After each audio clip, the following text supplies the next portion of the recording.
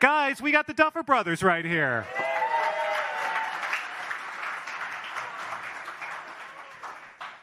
Matt and Ross, we were just talking backstage how sometimes people still refer to you as one entity, but you've got two mics, you've got two places on the couch, so welcome. And thank you for taking a break from editing what I believe now is the final episode. You guys, there's a light at the end of the tunnel, so where do we stand? We're doing the final episode right now, so we'll be done with editing that pretty shortly, within days really, and then it just becomes about, visual effects and sound and color and music. So, we got a little bit of work to go, but we probably shouldn't be here, to be honest with you. We slipped. So we're behind schedule. So Variety will be to blame. Well, it's ruining my weekend. I'm going to have to work the weekend because of this. Okay, we'll send over lunch or something. So we expect good coverage. Exactly. But light at the end of the tunnel. This has been, you had a lot of footage. You had, 650 hours of footage? How much did you have to parse through to as you started editing this final season? I think is that right? I think that was main unit, so I don't even know what the final number was because we had second unit running during many months. So it's hard to say. It was a lot. But it's not like we, luckily we have, incredible editors. One of them, Dean Zimmerman, he's been on since season 1. And, the episodes come in good shape. He picks, the right takes. And then it still takes a lot of work, but we have a lot of help. We did lose one shot of we had a close-up of a lunchbox, and we could not find it for the life of us. So we had to go back and shoot this close. That was the last shot we ever shot on Stranger Things. It's just a close-up of a lunchbox on the floor. What was on the lunchbox? It's a G.I. Joe lunchbox, and there's a blinking red light. But there is debate over whether it was actually. Everyone on the crew thinks we did shoot it, and editorial claims we did not. So it is what it is. It's unfortunate that was the last shot, but in a world of spoilers, I think we just got a big one, a G.I. Joe lunchbox. You got an exclusive. There we go. That's the headline from today. We are just about 2 months away, though, from the premiere of the final season. Of course, it's going to be split up. It's basically, this is our holidays this year. So Thanksgiving, Christmas, New Year's, we'll be eating turkey and then watching some Vecna. So, that's right. So, instead of arguing with your family, you can argue over Stranger Things. Which I think is a good trade-off. Yeah. So how are you feeling now? I think the last time I spoke to you guys was in January, and you had just pretty much wrapped production, and you said at the time that it felt a little, you were starting to mourn it a little bit. There was a sadness as you finished shooting. Now that you've been deep into editing for a good chunk of the year, how are you guys feeling now? What's sort of your mental state of the show as we really do kind of get to the point where the final episodes are going to be unleashed?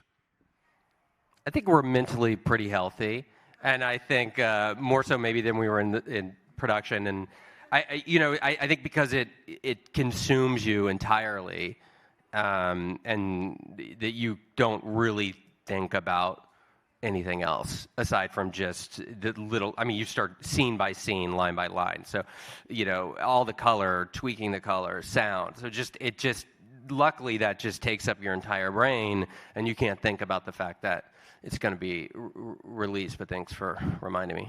Yeah, it's you still think about a decade of your life, right? And it's really defined by looking at the stars of your show. And the fact is, they were children when the series started. Now some of them have children, so it's kind of mind-boggling to some degree. And what is that like? And now looking at them as sort of grown adults, these kids who you've worked with and watched grow up on camera and behind camera. I mean, it's wild. Like you said, it's a reminder of how long this has been. But mostly it's just been great because it has been, and how lucky we are because it really is a family, and to have sort of gone through all this together, and see them grow up and see them, that they didn't get ruined by this experience, which is you see with so many child stars, and so that was a relief.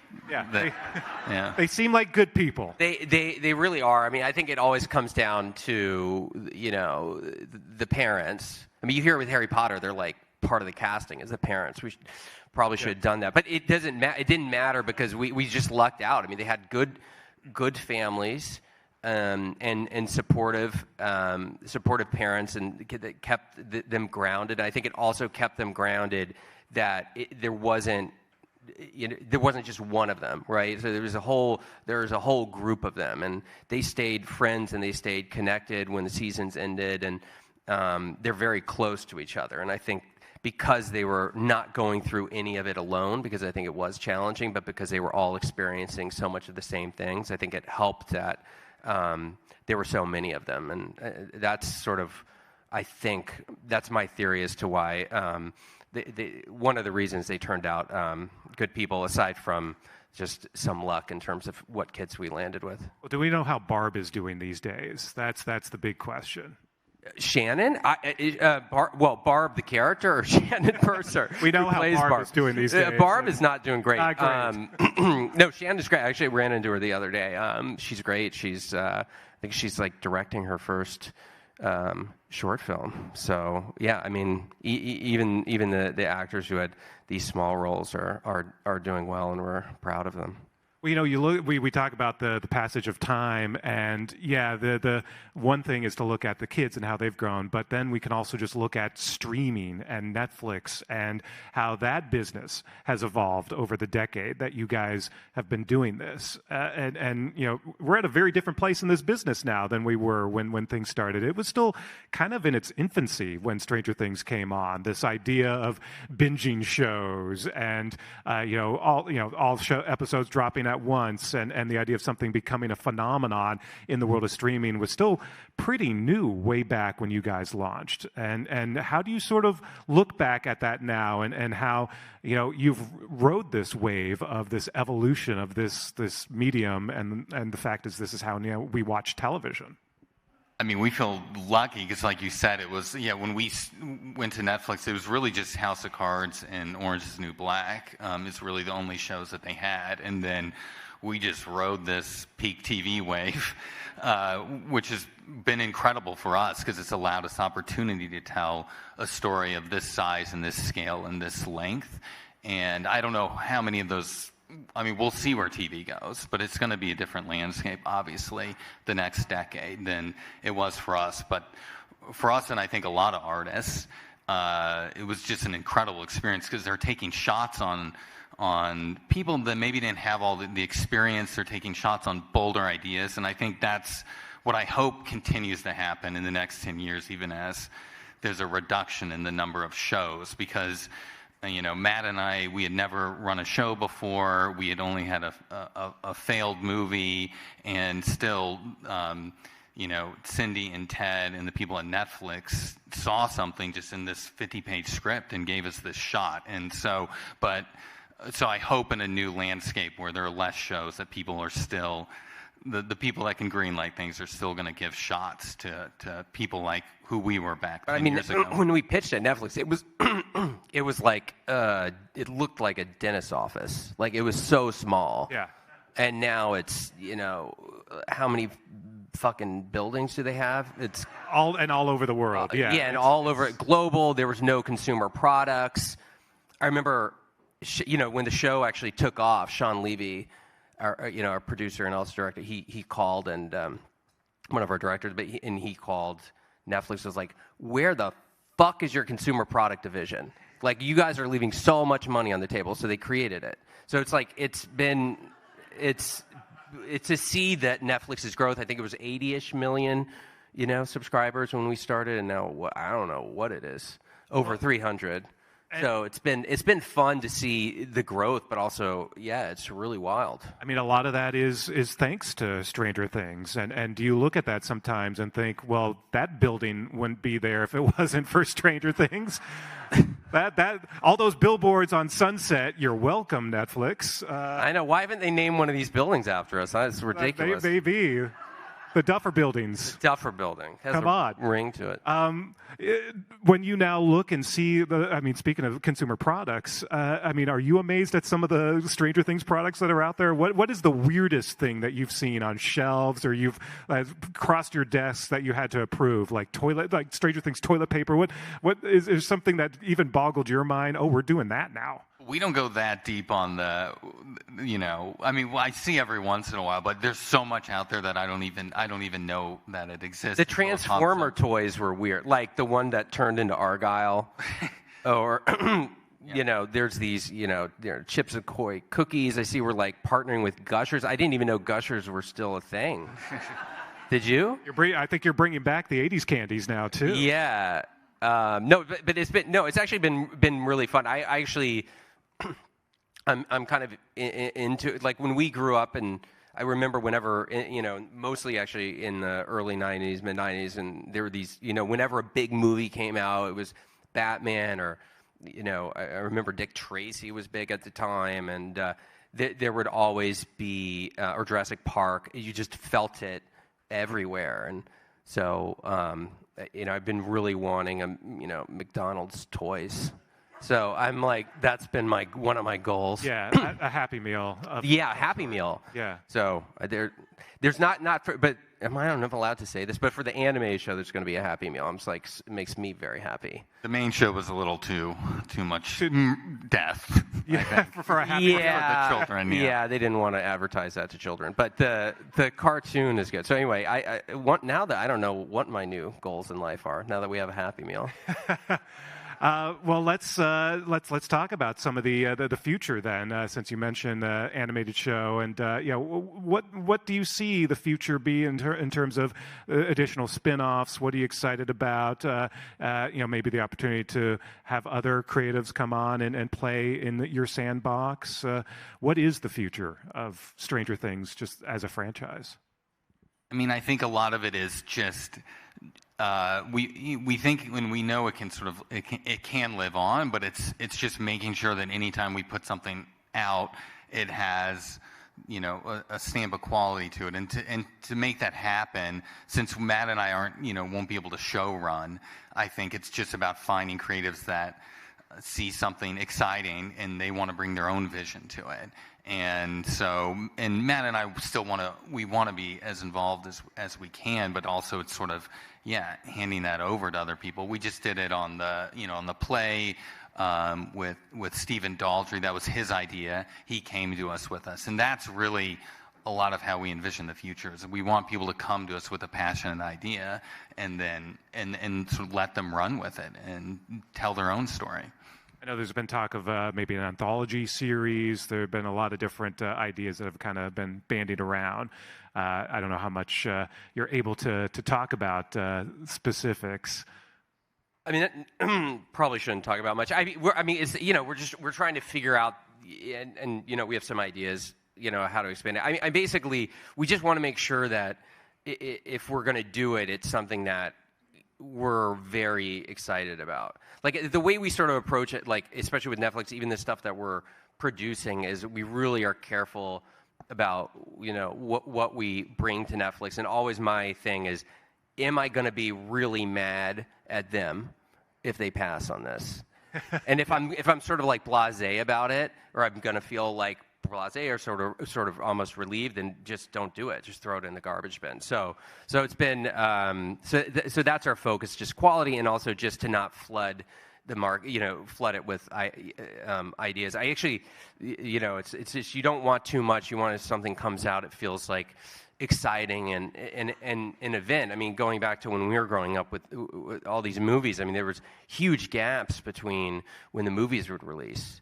So I don't, this idea that I think if a TV show is coming out every year, it's sort of, it's diminishing return. I like the build-up. I like that when the show comes out, it feels, I think the gaps between seasons, they're a little longer than I'd like, just because of the strike and COVID, but I like that it creates a sort of event-like feeling. Right, you've been very specific in putting the number in Stranger Things 5, so it has a very theatrical feel for it. Well, let's talk about what's next for you guys, because obviously we all heard the big news, the big Paramount deal, which is huge, and talk a little bit about that, and what drew you to Paramount. You're obviously reuniting with Cindy Holland, but what are you excited about doing over there? What's sort of the first thing that you guys hope to tackle under this new deal? Well, I think it's pretty, clear from Stranger Things that we love movies, and that's what we grew up loving. I mean, the show itself is a love letter in a lot of ways to the films that we grew up watching and loving. And so when Matt and I were talking about what we wanted to do next, it really came down to we wanted to do a movie, and specifically an original movie, a big original film. And I think that, yes, and part of that for us, theatrical is so important to us. And so that's, when Paramount, it wasn't us seeking it out, but when Paramount came to us, that's what really got us excited, because it's just something we've dreamed about since we were little kids. Are you guys also looking at TV properties, or there's a lot of IP at Paramount, CBS. Is there opportunity to do some TV projects there? Would you look at some of the IP there, or are you? Yeah, I mean, for sure. I mean, I think mostly interested in trying to do original stuff. But if there's an IP that we really respond to, then for sure we would do it. I think the only issue with the market is so flooded with IP, and sometimes it's like IP that doesn't mean anything. I don't understand that. Like what? This idea that, like, what is that? How does that bring any value to anything? So unless it's a really cool idea, I like IP that was botched. Like someone swung and missed, and then you have an opportunity to like do it properly if it's cool, if it's cool IP. But my thing is, I think when this stuff doesn't work, is because I feel like sometimes people take on IP because they can get it made, but they don't actually have real passion for it. So I think the only way to do it would be if you actually love that particular IP. And understand it, and only then would we do something. I love the idea of you guys going through their catalog and finding some busted 80s show, that Manimal or something like that. I have no idea what they have there, but like that would be fair. Yeah. If it's been done well, why do it again? That's my thing. Would you do a network show, like a broadcast network show? I don't know. Well, it's funny because we didn't. I'm more interested in. We didn't become interested in television until this sort of new wave, the streaming shows, the stuff, at 8 to 10 episode seasons. I think we didn't grow up watching that. I get fatigued watching 20 episode seasons. We didn't grow up interested in any of that. We only watched movies. That's the weird thing that we ended up in TV, because we had almost zero interest in television, and really didn't watch much of it growing up. So that's not really appealing to us. We would like to stay in this space if we were to get involved in TV again. So the focus really is much more on features over at Paramount. It's on both. And it's on for us. We'll be doing a feature, but we love Cindy, obviously, who was there from at the beginning in Netflix, and Matt Thinnell, and so no, we definitely want to do television with them, and I think. But I think the goal, like Matt's saying, is we're still interested in the space that we've been occupying with Stranger Things, which is 8 episodes. I mean, I know there's a desire to go back, for stuff like The Pit, longer form things that come out yearly, and I get that. It's just not what Matt and I are good at. But we've started producing. We don't want to become like Bad Robot. It's just like we just don't. Ross and I are like incapable of juggling that many things. But we do like the idea of, like, we had people early on, 21 Laps or whatever, people taking a shot on us and helping us get Stranger Things made. And we would love. It's very fun for us to do that for other up and coming talent. Someone like we feel like we're like We like identifying really talented people and then just helping them get their vision made, and then mostly staying out of the way. We have 2 shows coming out on Netflix that we produce that we're really excited about. Something very bad is going to happen. But Haley Z. Boston is just such a talented writer. So and then the Burrows. So just to help people who we think are very talented get their projects off the ground, which we're fortunate enough to be in a position to be able to do that, has been something that's really enjoyable for us. Yeah. Is there an ETA on those projects yet? I don't know if we're supposed to say. I mean, they will be next. They'll be next year, though, and pretty soon. Pretty soon. Burrows is basically done, and then something very bad is chugging along. So yeah. we've seen all the way through episode 4. Yeah, they're pretty deep in post. So I don't know if we've confirmed a release date yet, but we're excited. They'll be coming out soon. I mean, no, we literally just got the Something Very Bad release date this morning. Yeah. I mean, if you want to share, we'll keep it just to this room. I don't. Yeah, right? Like, you guys, you keep it under your hats. In our final moments, we've obviously seen now the trailers for the final season, but what hints would you like to give this group of fine folks on what to expect in season 5? Now, I'm a radio nerd, so I am really excited about this radio station that I keep seeing in all the previews. So I can't wait for that. But what should we expect? What do you want to leave us with? What tantalizing clues will you share with this fine group on what's to come on the final season of Stranger Things? What do you think? I don't want to spoil anything. I will say, I don't know. One thing we're really excited about with this season is just that it really, from the very beginning of it, our characters are active. They're searching for Vecna. This isn't going about normal life and then something supernatural happens to them, which is what we usually do. And they have to solve this mystery. This is them active, which is exciting about. They're going on a mission mode in episode 1, which is great. And then I would also say we're excited too in terms of the release pattern, that we knew what it was, unlike season 4, which due to the pandemic, that's why that got split up the way it was, but it wasn't written towards that. So we're really excited about that. We designed the story specifically for the release shape. So it's like we're built that first sort of 4 episodes, which releases on Thanksgiving, is really building to, one of the biggest, craziest episodes that we've ever done. I feel like episode 4 and episode 8 are like movies. I will say every runtime I've seen posted online is inaccurate. Like, people think every episode is going to be like 3 hours. So, no, we have 2 longer episodes, which are episode 4 and 8, and then, there's a lot of time. You'll be happy because there's so much time spent in this radio station. So I think you're gonna, and I will say they utilize it in a way that you don't typically utilize a radio station. That's exciting. Well, thank you for taking us away from our families during the holidays this year. I think we're all going to need a break from them anyway, right? Yes. So Thanksgiving, Christmas, New Year's with the Stranger Things and with the Duffer Brothers. Our time is up, believe it or not. So thank you so much, guys. Thank you so much. Now get back to work.